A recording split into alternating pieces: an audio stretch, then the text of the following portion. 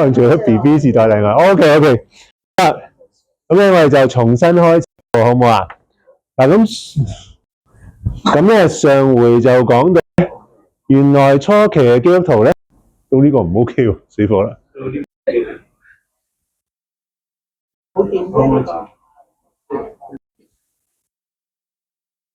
唔得，你開咗啊？佢有燈啊！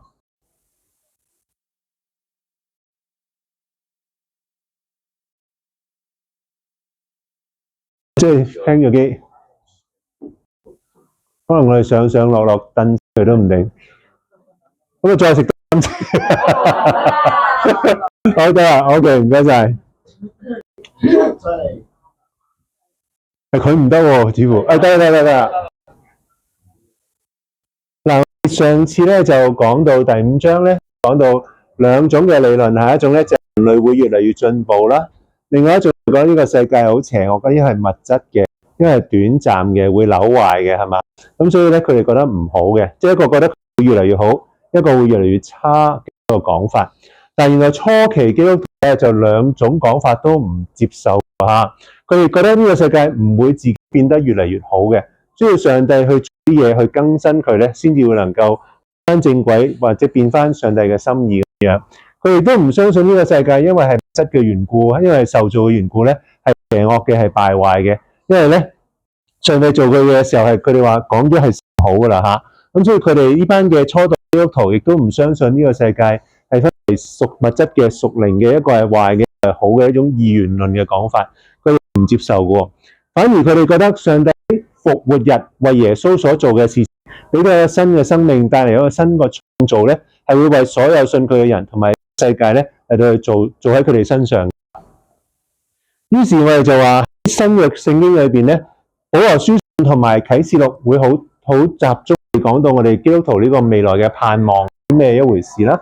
咁而喺即係講呢啲經文個別嘅經文之前，就提咗3個好重要嘅主題俾我哋去留心，同埋呢3個主題點樣表達嘅時候咧，都係好關鍵嘅。佢想從中咧了解到呢個盼望嘅特質喺邊度嚇。咁所以第一樣就係呢個受造嘅世界係甚好，我哋頭先講係美好嘅，佢哋唔覺得呢個世界係邪惡嘅，係敗壞嘅嚇。但係又要注意喎，世界雖然好嘅，但係唔係好到一個地步咧，冇咗神都得嘅喎，唔係好到咧可以自給自足嘅喎，呢個要留心喎嚇。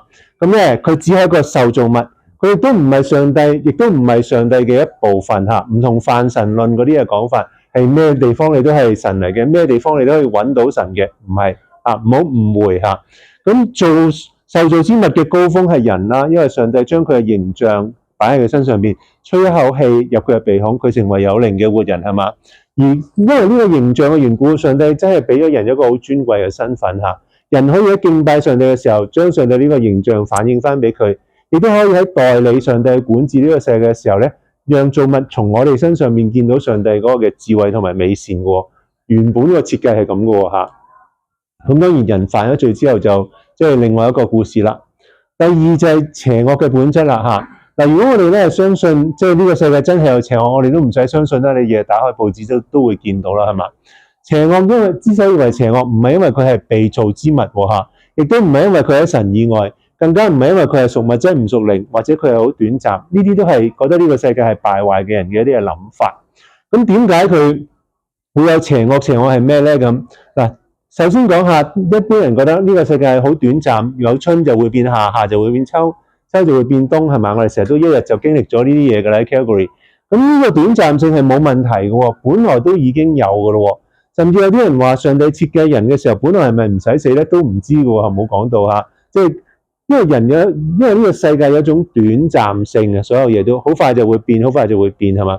而種短暫性可能係上帝本來嘅設計，攞嚟話俾人聽，將來有一個更加美好嘅世界。上帝係要由依家呢個地步，即係幫我哋去成長到去發展到去嗰個更加美好嘅地步嚇。嗰個係應該有嘅一個成長嘅路徑。但係因為人嘅犯罪嘅緣故，所有呢啲嘢都被中斷咗、被改變咗，唔能夠向住上帝嘅心意發展啦嚇。咁原本上帝即係俾我哋有咁樣嘅特權嚇，人有咁樣咁獨特嘅需要創造嘅地位咧，係希望我哋將呢個世界帶得更加好嘅，一路去進步嘅，係按住神嗰個形象，按住神要俾我哋智慧去管理嘅嚇。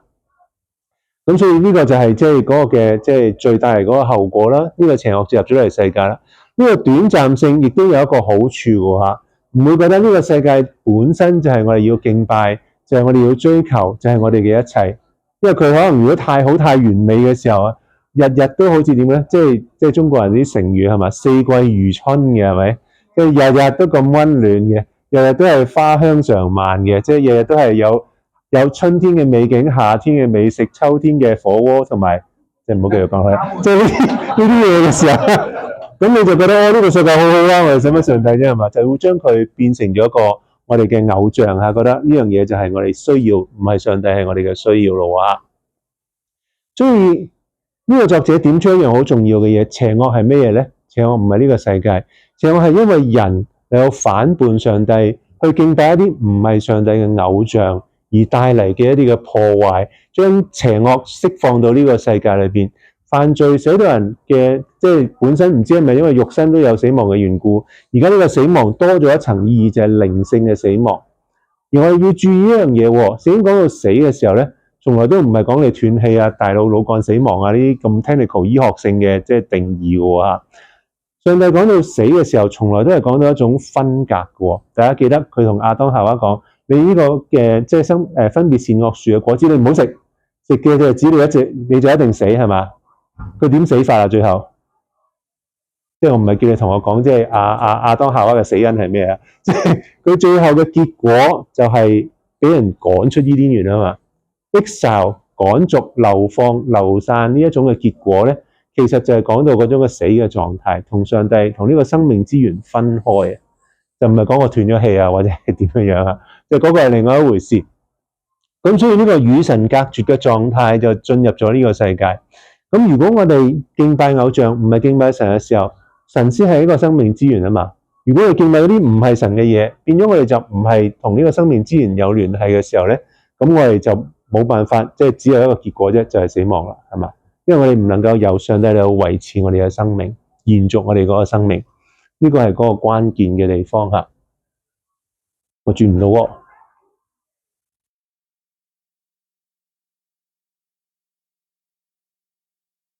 好啦，第三個主題，救贖嘅計劃嚇。救贖係出於呢個創造主希望要修復呢個世界，所以佢嚟去做嘅一切嘅救贖嘅工作，包括佢嘅兒子嚟到呢個世界上為我哋受死咧，都係佢甘心樂意俾我哋嘅一份禮物嚟嘅。唔係話即係彎咗啦，冇辦法啦，阿仔你落去即係執呢個爛攤子啦，補翻呢個鑊啦咁，唔係咁嘅一回事喎。佢甘心情願嘅自己嚟到呢個世界，嚟到希望從頭先講嗰種即係拜偶像嗰種唔認識神嘅狀態裏邊，從呢個罪嘅奴役裏邊去釋放我哋所有嘅人嚇。咁而喺另外一個嘅 storyline 裏邊咧，我哋由舊約見到上帝揀選以色列人開始，一路去鋪排呢個救恩點樣成就，以至彌賽亞呢一個嘅救主喺佢嗰條嘅即係嗰條叫咩？家譜嗰個嘅線路裏邊出嚟嚇。咁呢個就係佢最重要嘅一個計劃，而喺當中佢擺放咗一個好重要嘅象徵，一個象徵話俾人知上帝要做啲咩。呢個就係聖殿，係嘛？由開始嘅雛形呢個會幕，到後來即係所羅門即係喺一個王國時期起嘅聖殿，都係一個好重要嘅意思係乜嘢？神與人同在喎，係嘛？即係上帝唔係話喂，你睇望喺上邊。我係高高在上嘅創造主係嘛？你哋喺下邊好好聽話啦咁，唔係喎，佢係即係由低溫救以色列人嘅時候，或者喺伊甸園嘅時候，佢就已經點啊？有4個字咧，好精警嘅啫，即係雖然唔係好恰當啊，叫巡視業務。佢成日都咧去到即係佢受造嘅人當中係嘛，去揾下夏當啊，揾下夏娃係咪？跟住擺個會幕喺度咧。你有咩就揾我啦，去獻祭啊，去有咩祈禱啊咁啊嚟啦，係嘛？到最高峰嘅時間就係咩？道成了肉身，住在我們中間，充充滿滿嘅有恩典有真理，係嘛？哇！即係呢啲即係太過間接啦，即係會幕又好，聖殿又好，都太間接啦。其實我要做嘅係咩咧？就係嚟到你哋中間咯。當然就唔係好似我頭先講笑咁講巡視業務啦，係嘛？而係真係去即係探望我哋每一個人。希望同我哋有生命嘅交流，去認識我哋，去釋放我哋，去拯救我哋啊！呢個係佢最重要做嘅一樣嘢喎。所以咧喺呢度我哋從兩個角度睇下呢件事。第一個角度係從受造之物嘅角度嚇，耶穌降世其實都係佢哋好期待嘅喎嚇，因為佢呢個嘅變成咗人嘅上帝，即係唔係一個有上帝形象嘅人，佢係真係由上帝變做人嚇，咁更加有上帝嘅形象啦，係嘛？呢個咁樣嘅即係上帝設計嘅原型嚇，由一個有佢形象嘅人有管治世界呢個原型，由耶穌基督嚟到實實在在咁執行出嚟嘅時候，究竟會係點嘅咧？咁萬物好期待呢樣嘢究竟應該係點樣美好法過嚇？喺呢度耶穌就開展咗啦。第二就從人反叛嗰個角度嚟睇嘅時候咧，我哋帶咗罪入嚟，我哋帶咗邪惡入嚟呢個世界，令到呢個世界受咗影響。喺呢個勞苦嘆息嘅之下，係咪喺羅馬書第8章嗰度所講到？咁我亦都喺死嗰個嘅陰影之下嚟到生活。藉住耶穌受死、捨己受死咧，萬物就能夠同神和好，脫離咗呢種被壓制、被咒詛、分離嘅關係嘅一種狀態裏邊嚇。咁呢個又係即係上帝叫人叫萬物都期待一件嘅事嚇。如果將呢兩個角度加埋，就係我哋喺哥羅西書1章15至20節讀到嗰個所謂宇宙基督論嘅一個講法。呢個可能大家比較陌生啲嚇，但係解呢段聖經嘅人咧，即係根據作者所講，就會即係有好多嘅即係解到佢好離地嘅一個狀況，覺得係好圓啊，好哲學性啊，一個宇宙嘅基督好似好虛無縹緲啊咁。但係佢話一啲都唔係咁嘅一回事，其實就係講緊佢點樣去更新呢個世界，點樣救人脫離呢個罪嘅奴役呢件事。佢唔係離地嘅，佢係喺歷史裏邊嘅，佢係喺十字架上邊嚟到成就呢件事嘅，一切都係好有根有據，又好同人有關。佢唔係去改良世界，亦都唔係救靈魂脫離呢個世界。佢嘅救贖係除去咗扭曲呢個世界嘅邪惡，同埋重新嚟到讓呢個嘅世界咧，按住佢嘅心意嚟到去被佢即係再創造啊！佢叫有個新創造。呢一個嘅詞語嚟有形容耶穌所做嘅工作嚇，所以喺度佢畫龍點睛咁點咗個經文。頭先講到嗰個所謂宇宙基督論喺20節就停咗噶啦，但係佢叫我哋留意去到哥羅西書1章23節嗰度講到一句好神秘，阿保羅亦都冇繼續去即係解釋嘅一句嘅説話，就係佢話福音已經傳咗俾所有受造之物。嗱，注意一樣嘢喎，我哋嘅譯本睇唔到。嗱，我哋睇一齊讀呢句經文好嘛？即係真譯本嘅，只是你們要常存信心，根基穩固，不受動搖，偏離福音的盼望。這福音你們聽過了，也傳給了天下萬民。嗱，傳給天下萬民，我哋明係嘛？因為呢個福音就係好似大使命所講，要由耶路撒冷由得全地撒瑪利亞直到地極咁傳開去啊嘛。呢個我哋明，但係英文咧？This gospel has also been preached in all creation under heaven。有兩回事咯，係嘛？嗱，福音裏邊咧有啲嘢係真係我哋叫做比較神秘嘅，呢個都未算係最神秘。彼得書信裏面講到陰間傳到去福音傳到去陰間添，係嘛？所以呢啲都係我哋聖經嘅作者講咗，但係又冇 elaborate， 冇去嚟到去進一步去展釋嘅時候咧。我哋就會真係嚟到呢度就停啦。但係我哋要知道，事實係咁樣發生咗。福音唔係淨係 cover 人類嘅，唔係淨係傳俾人類嘅，係俾所有受造之物 creation under heaven。你就會見到原來上帝嗰個救恩係真係唔係淨係得人喺裏邊嘅計劃。呢個 project 係為全世界嘅。咁所以呢個係萬眾期待，萬物都期待，好似羅馬書8章所講嘅。咁然後呢個嘅作者就用幾個嘅大嘅主題，將新約聖經裏邊尤其是保羅書信同埋啟示錄一啲重要嘅經文咧嚟到帶出嚟，嚟到解釋下當中講到呢個盼望嘅時候有啲咩嘅特性嚇。而圍繞嘅一個中心就係佢既要講到呢個新盼望有幾新，亦都要講到呢個新盼望係源自舊世界，唔係一個完全新嘅，係要由呢個舊嘅世界開始做一個基礎。發展到去一個新嘅創造，一個新嘅境界嘅一個情況，所以又有新又有舊兼顧咗喺裏邊，呢個係特性。所以佢用咗幾個比喻，就係第一個就係初熟之物，佢用一個撒種同埋收割嘅角度嚟講。嗱，撒種好似係過去嘅，因為初期嘅一個植物嘅形態就係一粒種子，係嘛？呢個係舊世界。到發展起嚟成為一個蘋果，成為一個橙，成為一個桔嘅時候咧，咁係咩啊？咁就已經長大咗啦，就已經更新咗啦，就已經按住上帝創造嘅程序，變成咗另外一種你認唔出嘅嘢啦。你擺落去嘅係覺得你食落去唔會飽，唔會覺得甜，甚至係有啲苦苦地嘅種子係嘛？即係咬過橙核未啊？咬過橙核你就知咩味啦，係咪？係啦，聽過佢食過橙未啊？有冇人覺得一樣味道㗎？唔會啩係咪？你都知道唔同嘅喎，所以舊世界嗰個原型到到新世界變成嗰個果子係兩回唔同嘅事。我哋而家係粒種子，我哋盼望緊嘅係嗰個橙，係嗰個桔，係嗰個蘋果，係咪值得盼望好多啊？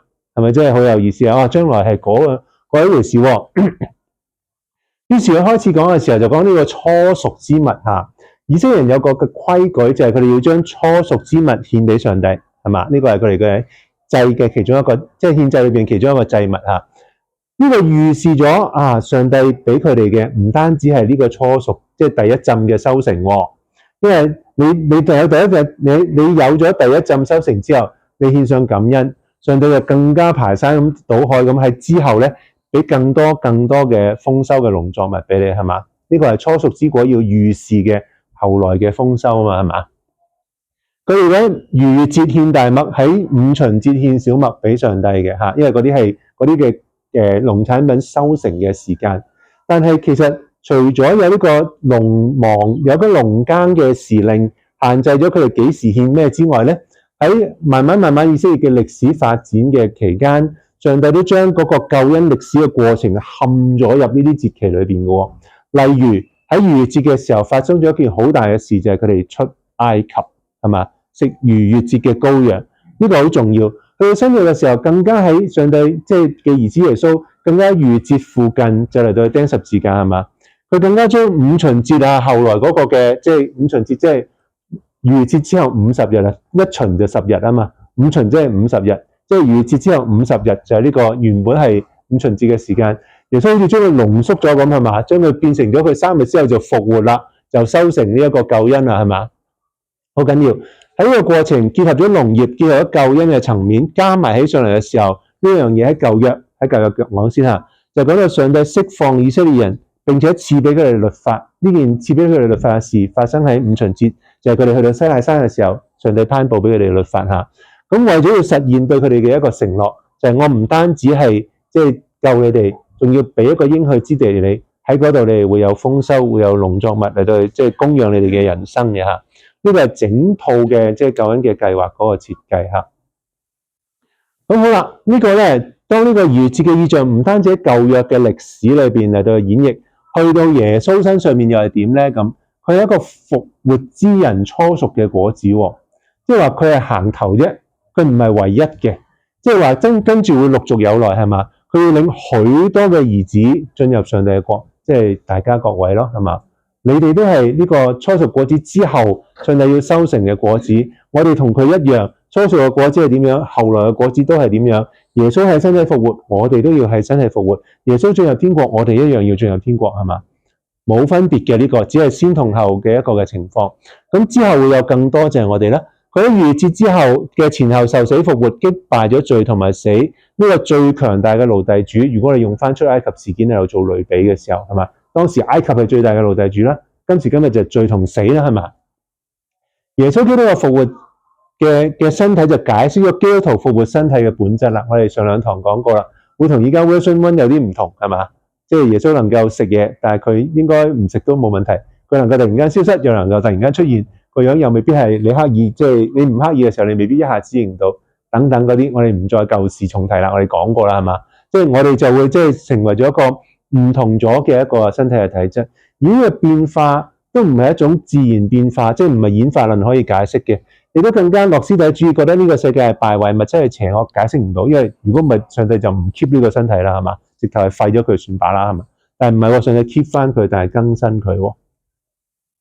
好啦，第二個好重要嘅主題唔係種子同埋即係果實一個撒種同收割嘅主題啦，去到第二個呢啲經文所共有嘅主題。就講到一個國王要藉住佢征服佢所有嘅仇敵嚟到建立佢嘅王國呢個主題，點樣喺保羅書信喺啟示錄裏邊有用喺救恩上邊嚇。喺度講到耶穌除咗會除咗神之外咧，所有天上地下整個宇宙嘅權柄都歸咗俾佢，讓呢啲嘅所有萬物都臣服喺佢面前嚇，包括咗死亡呢個最大嘅仇敵。Philip 同你講咗啦，第二堂係嘛？呢個係好重要嘅一樣嘢。喺呢度上帝就用呢個咁嘅方法開創咗一個新嘅局面，佢呢個作者就叫做一個新嘅創造神學。逆轉咗宇宙嘅常態嚇，一般嘅科學家講到呢個世界，上次吳牧師講咗一個好深嘅字，熵係咪？記唔記得？係啦，就係讀熵噶啦，係啦，呢個係我哋高中物理都有教嘅一個東西嚟嘅嚇。大家冇聽過呢樣嘢，我哋成日都攞嚟講笑嘅嚇。因為熵咧，如果從一個能量嘅角度嚟講咧，就係所有嘢都包含能量，而嗰樣嘢嘅能量會向外散發。令佢慢慢咧個能量越嚟越減少嘅，我哋就攞嚟點樣講笑咧？同學成日都會講笑，如果你越嚟越傷喎，即係點解咧？即係你越嚟越趨向低能喎，即係佢能量越嚟越低。我哋成日都係鬧人攞嚟笑人，嘅時候就會講你越嚟越傷啊！咁大家唔好咁講啊，唔好教壞你。咁呢個係耶穌嘅復活帶俾呢個世界一個嘅逆轉。原來呢個世界唔係好似物理學家所預計嘅，用數學用佢哋嗰個嘅物理現象嚟解釋呢個世界就係會越嚟越 deteriorate 去到一個好低能，係一個冇能量嘅狀態，或者一個能量平均分佈，而呢個世界變成一個一片混亂嘅狀態。唔係咁樣，最終嘅結果係上帝要令呢個世界變成一個好靚嘅世界，好榮耀嘅世界，係一個新嘅創造嚇。喺呢點上邊，呢個作者提到一樣嘢就係。其實呢樣嘢係基督教能夠同科學嘅對話嘅一個好重要嘅點，而係演化論也好，我呢個世界係會越嚟越敗壞要撇棄嘅理論也好，都唔能夠做嘅一樣嘢嚟嘅。咁甚至有啲好出色嘅科學家係喺上一個年代嚇50-60年代，有叫 Hockingham 嚇，佢真係好勁喎！原來佢係一個物理學博士，亦都喺啲好出名嘅大學牛津劍橋嗰啲做教授㗎啦。但係佢讀下覺得，喂唔係喎，上帝 call 我做牧師喎，佢走去做幾年牧師喎。咁然後又喺又做過主教，咁然後咧去咗一個地步，就佢再出翻嚟做教書，就可以同科學界有個好好嘅對話。咁不過啲後話啦，亦都唔係我哋喺度能夠 cover 到嘅嘢，我哋就唔講啦。喺度佢講嘅耶穌要做王，死就一定需要被擊敗，因為要講到國王要征服所有仇敵啊嘛。最大嘅仇敵係死亡，所以耶穌一定要征服佢，一定要打敗佢，耶穌先至能夠做到王。而佢就係透過自己死亡，然後從死中復活，即係話死唔能夠鉗制佢係嘛？佢都嚟去解散咗，除去咗死對人嗰個嘅奴役同埋鉗制嘅時候咧，佢就完成咗呢個救恩，作到呢個世界嘅王，亦都有釋放咗萬物嚇。所以喺呢度，我哋就話我哋重新透過我哋嘅王所做嘅嘢，我哋都亦都得到一個身份，我哋成為咗天國嘅公民。天國嘅公民係乜嘢啊？係要同上帝一齊治理呢個世界。所以有陣時細個我哋唔係好明，細個講到啟示錄嘅時候，我哋將來升到上天堂，要同上帝一同做王，好唔好啊？好，但係個問題就係好多嘢好矛盾㗎嘛，係咪？我哋做皇帝做咩嘅咧？啲人又話俾你聽，上到天上面定係得一樣嘢做，就唱歌啊嘛。然後做一個卡拉 OK 嘅皇帝就係咩？咪即係 K 歌之王咯，大家有冇聽過？喂，你係得嘅，要做 K 歌之王唔係啩咁？你講好多嘢都好 confuse， 但係睇完N.T. Wright 之後，你就會慢慢明白，我哋都開始明白，原來上帝要我哋作王，係喺佢拯救我哋嘅時候，已經或者係啲創造我哋嘅時候，就已經賦予咗俾我哋一個身份，我哋就透過佢俾我哋嘅形象去管治呢個世界嘅萬物。喺嗰陣時，其實我哋就已經係同上帝一同作王，但係因為我哋lost 咗一次。上帝俾咗個 second chance 我哋係嘛？佢拯救咗我哋之後，帶嚟一個新創造。OK， 唔緊要，再嚟過，好唔好啊？再嚟過，我哋再有一次機會去能夠恢復翻喺上帝拯救我哋之後，再一次恢復翻呢個形象，又再一次同上帝去治理呢個更新嘅世界。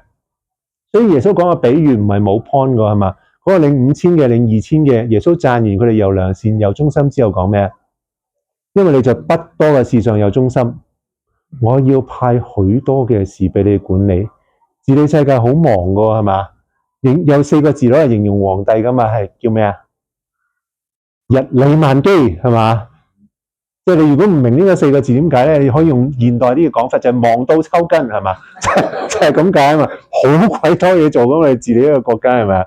即係要派許多嘅事俾我哋去管理，去創造呢個新世界。你唔好諗住上去做 K 歌之王啊，弟兄姊妹，你真係大把嘢俾你做嘅，好唔好啊？呢個係即係我哋即係興奮嘅地方啊！上帝係好睇重我哋去點樣去管理呢個世界。喺度咧，佢提到一個嘅背景，講到羅馬嘅即係嘅殖民嚇，因為呢個經文講到嘅係腓立比書3章20至21節嗰度嘅地方。咁喺度嗰度講到一個背景嘅腓立比呢個地方，佢係羅馬嘅一個殖民地嚇。佢羅馬殖民地攞嚟做咩嘅咧？哦，好有用嘅喎。羅馬你知道羅馬版圖好大係嘛？即係唔好話下下你都即係皇帝周圍去出巡去見下嗰啲子民咁啊，唔單止日理萬機嘅，佢死得好快添。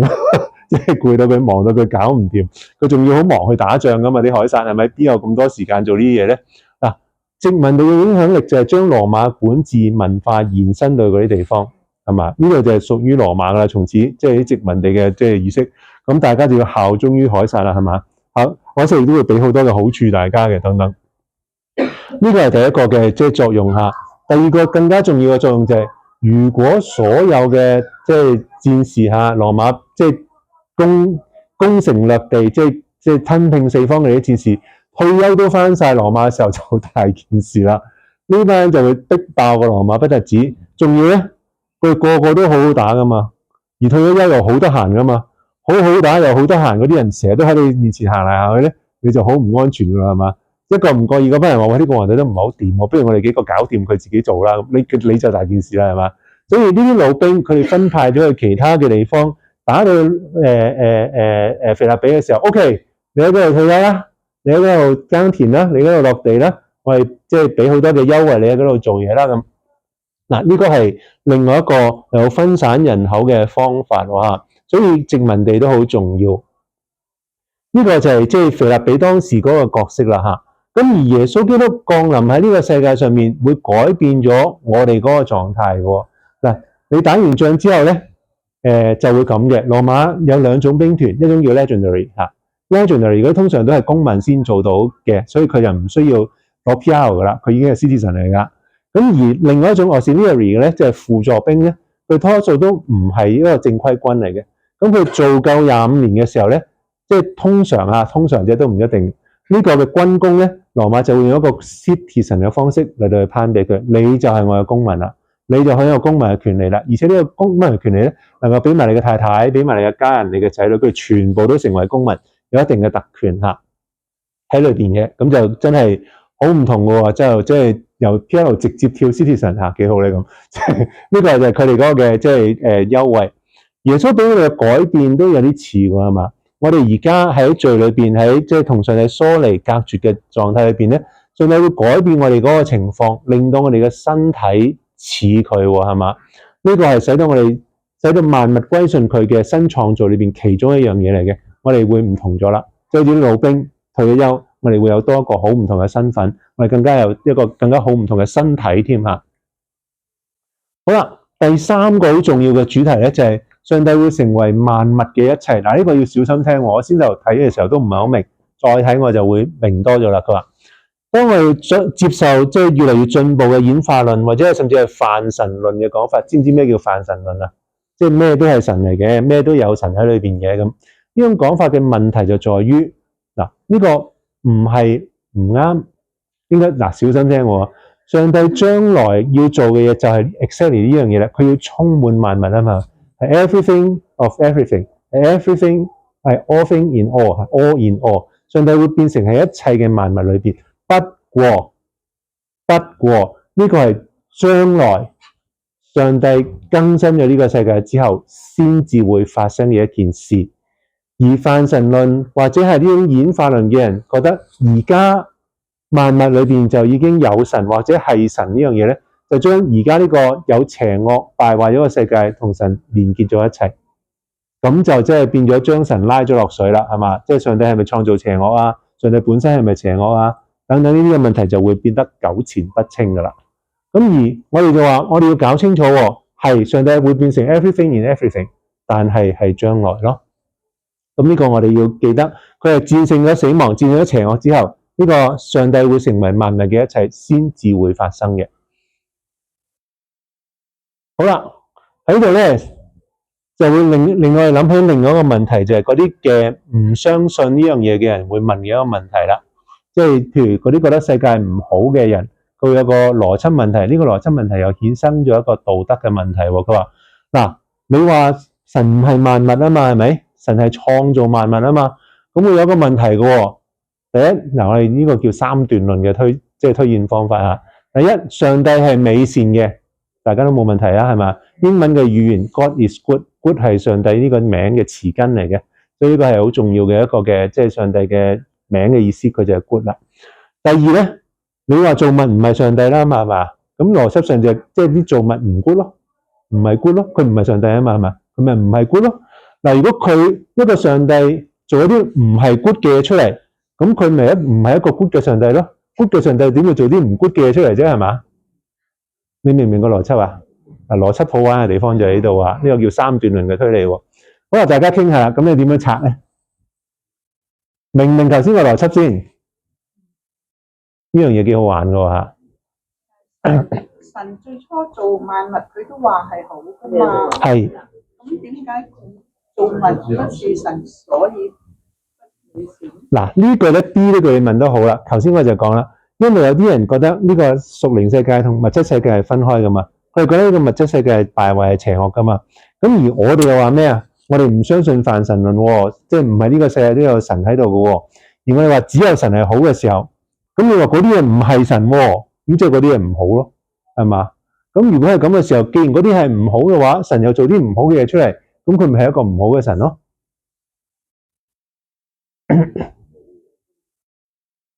我唔中意一個網上，我係咪好似講緊方言咁？係啊，句句都個個字都聽得明，但係加埋一齊，你講咩啊？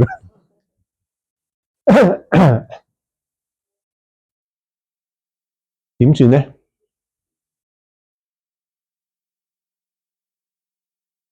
我哋犯罪咗之後，所以嗰啲都不同。嗱，我諗呢個都係真嘅，不過更加重要嘅就係頭先阿Ivana講嗰個問題咧，可能係就係我哋由嗰度入手係好嘅入手點喎，係嘛？造物唔係神，等唔等於佢哋就唔係好咧？係咪啊？嗱，呢個係一個問題喎。即係當然邏輯上嚟講，只有 God 先係 good 嘅話，咁你話嗰樣嘢唔係 God，咁就即係唔係 good。咁呢個邏輯好似係講得通嘅，係嘛？但係有啲嘢係邏輯有限制嘅喎。嗱，我哋話有啲嘢係邏輯嘅限制，就係邏輯明唔到咩叫愛嘅，明唔到咩叫愛。而上帝創造係出於佢嘅愛嘅時候咧，佢嘅呢個受造物係唔係上帝嚟嘅？係嘛？的確唔係上帝，但係唔代表上帝唔可以創造一個愛嘅對象，同時都係好美善嘅，係嘛？神佢嘅愛讓自己讓造物做返自己，佢唔需要做神嘅，佢亦都唔需要分沾咗上帝嘅神性，佢先至係 good 嘅，係嘛？你係一個橙，你咪做橙咯；你係一個蘋果，咪做一個蘋果咯，都好好㗎，係嘛？即係你中唔中意食橙同蘋果啊？我都幾中意食嘅，係好嘅喎，係嘛？又爽又甜咁樣，幾好啊，係嘛？喺呢個地方，上帝就俾佢做翻一個橙，就做翻個橙；一個蘋果就做翻個蘋果。用智慧去護理佢，俾佢陽光，俾佢雨水，俾佢水分，俾佢好多嘅唔同嘅細菌嚇，令到佢有一個好嘅即係成長環境，係嘛？冇問題嘅，呢啲唔一定係一定要令到佢俾啲神聖你嚇，搣啲俾你，咁佢先叫好㗎，係嘛？呢個係邏輯唔能夠理解嘅地方，我哋要注意喎。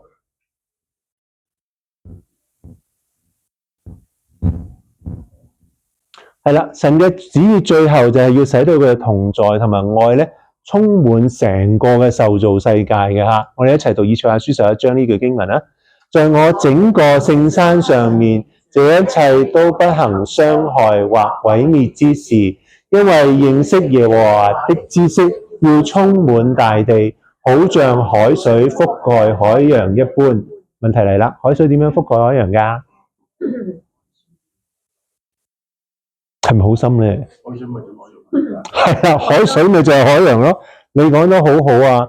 上帝呢度講咩？認識耶和華知識要充滿呢個全地，好似海水覆蓋海洋，即係話無孔不入嘅喎。即係我哋每一個人似乎就已經好似呢個海水裏邊嘅一滴。我哋認識上帝係因為我哋有呢一滴，而一滴係咩嚟㗎？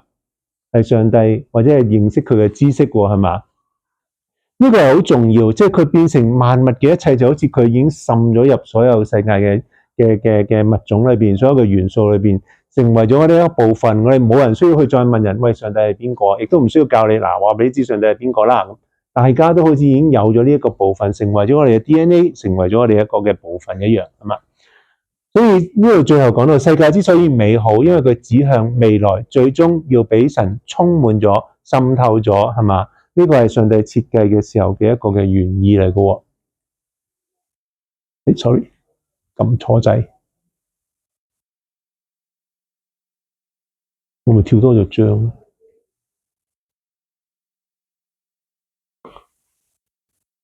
嗱，呢啲就係我電腦不精嘅一個情況。其實我只係做咗一張 PowerPoint 有動畫，唔知呢個跟住之後都全部都有。我哋嚟到一個小嘅結論，就係世界美好嘅，但係佢唔完全嘅，唔好當佢係一個偶像嚟到崇拜。當反叛嘅勢力，即係人嗰個反叛嚟到去被消滅嘅時候，呢個世界就得以自由，並且歡喜咁回應造物主嘅愛啦。神自己就會充滿咗呢個受造界，讓佢仍然係獨立於神，但係又被神所充滿，俾神嘅生命去淹沒。呢個係好吊詭嘅，即係你話咁，即係神定唔係神啊？佢唔係神，但係佢又有神，係嘛？好特別，好似我哋而家個狀態，我唔係神，但係有神居住喺我心裏邊一樣。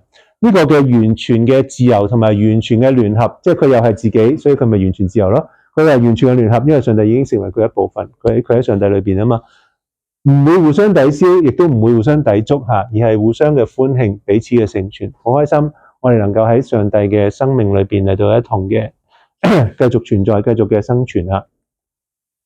好啦，最精彩嘅呢段經文，佢講到羅馬書第8章一個新嘅誕生，一個新生命啊！受造世界嘅新誕生係呢一章呢一卷書，甚至係成個保羅思想嘅最高潮嚟嘅。不過通常我哋讀第8章嘅時候都唔會理呢啲經文嘅。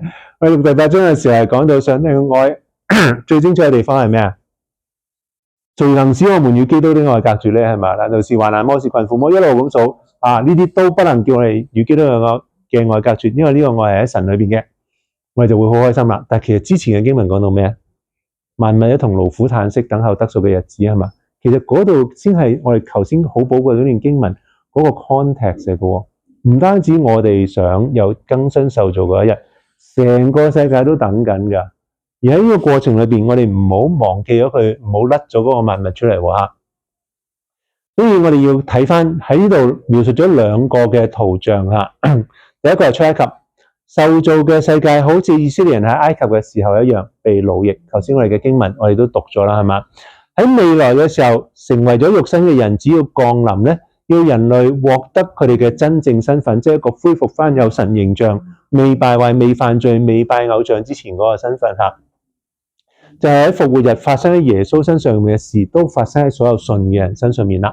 受造界喺嗰個時候，喺嗰個 moment 就能夠離開頭先第8章所講嗰個徒勞啊、嘆息啊、短暫啊、朽壞啊嗰啲嘅轄制之下，成為咗一個自由自在喺神嘅愛裏邊嗰個嘅即係世界嘅一部分啦嚇。咁喺呢度期待緊神子民去復活、去顯現、去得新生嘅日子。其實嗰個經文講得好清楚，民喺度勞苦嘆息等候上帝兒子嘅顯現啦，嗰個兒子係眾子嚟嗰刻，又撳錯掣。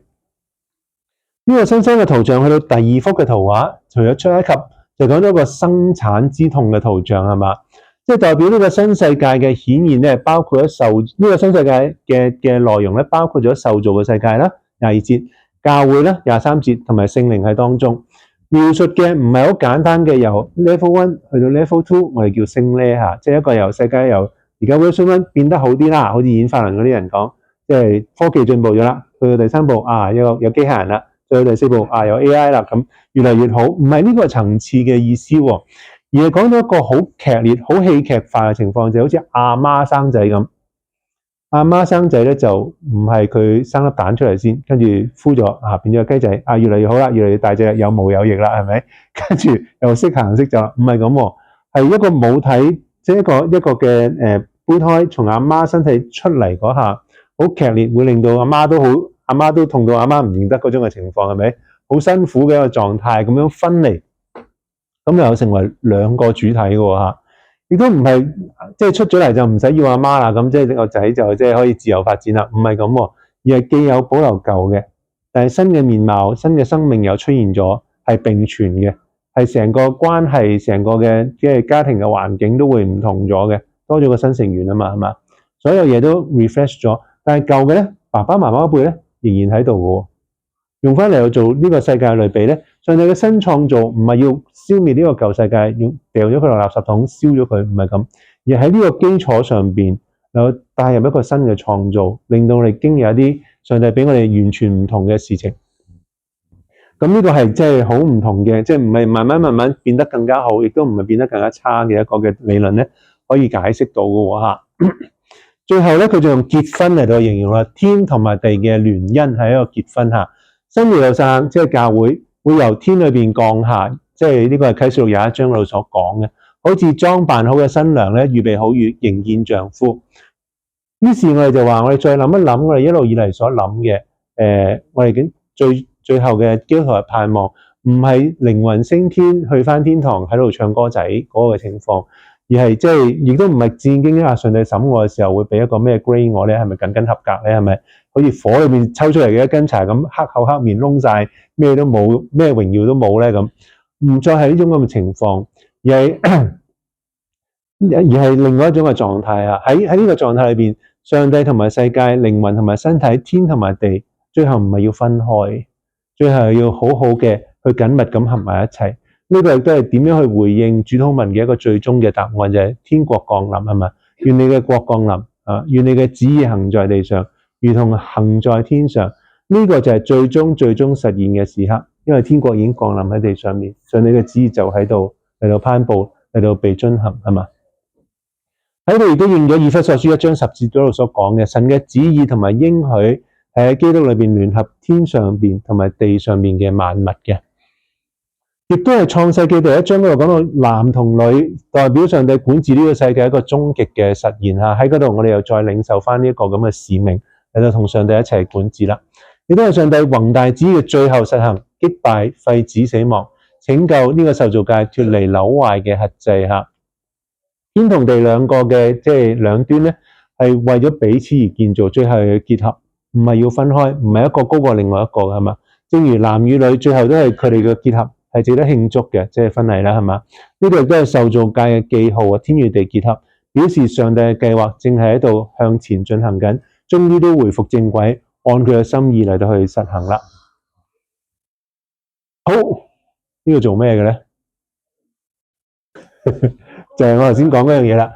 新天新地咧會取代能壞嘅舊天地，呢個係以賽亞講嘅。以西結亦都講咗另外一樣嘢，就係將來嘅時候，即係耶路撒冷唔係 sorry。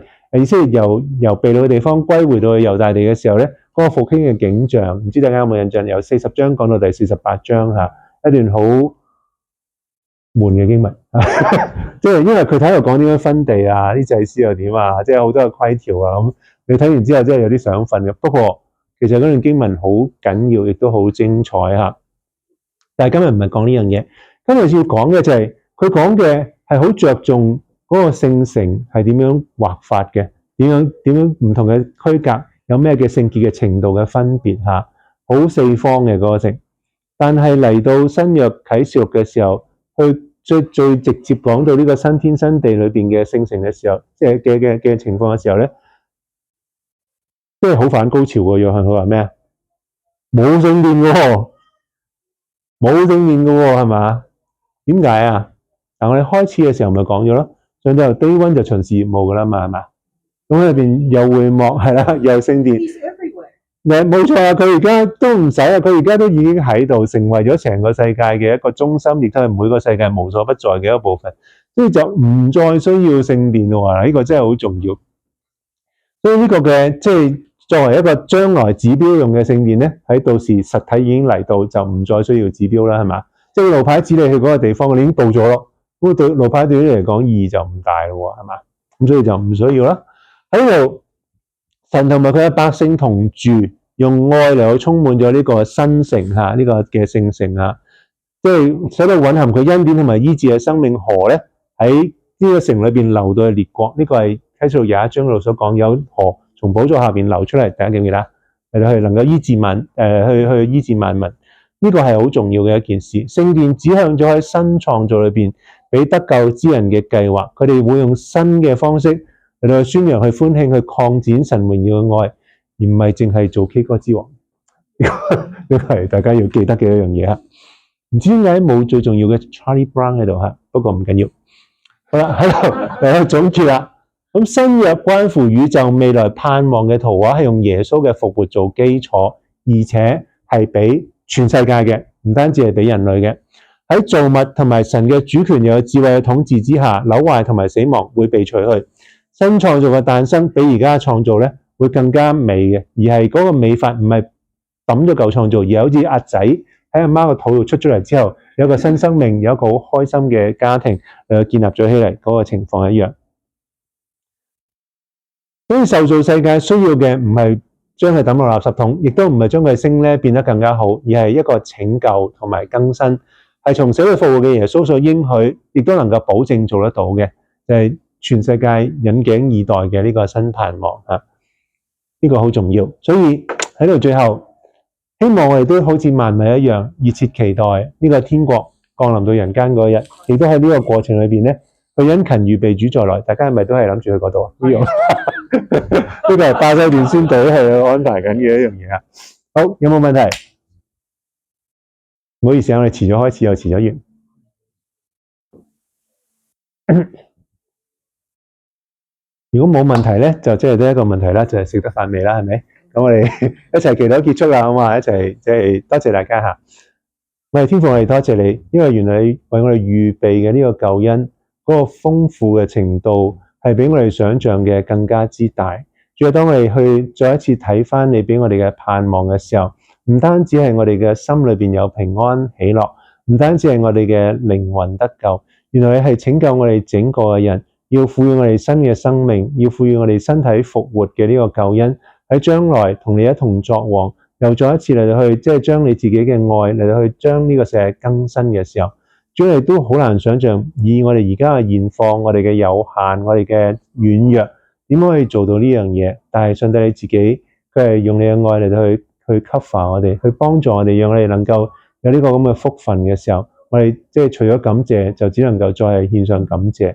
幫助我哋喺呢個嘅即係恩典裏邊，知道點樣按住你嘅心意生活，唔好辜負你，亦都唔好喺呢個時間嚟到即係任意而行，以致我哋忘記咗我哋最終極嘅目標。其實由而家就已經係可以開始，即係好似中國人所講，千里之行真係始於足下。